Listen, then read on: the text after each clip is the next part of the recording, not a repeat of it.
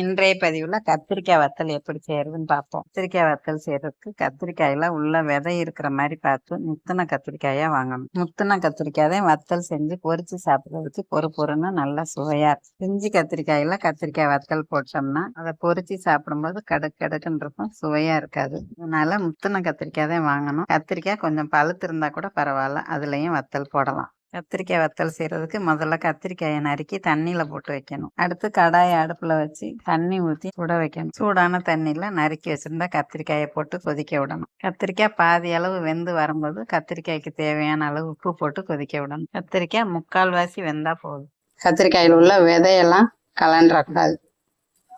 இப்போ ரெடியா இருக்கு. இந்த அளவுக்கு வேகவும் அடுப்பு அணைச்சிருங்க.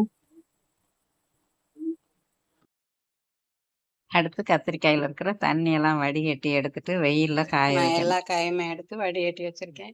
இப்படி ஒரு தட்டுல போட்டு வெயில்ல வச்சு காய வைக்கணும். நல்லா சலசலன்னு காயவும் ஒரு டப்பால எடுத்து வச்சுட்டா அது என் நாளைக்கு கெட்டு போகாம இருக்கும். இந்த வத்தலை எடுத்து மிதமான சூட்டுல எண்ணெயில பொரிச்சு எடுத்துட்டா சாம்பார் சாதம், பருப்பு சாதம், தயிர் சாதத்தோட சாப்பிட ரொம்ப ருசியா இருக்கும்.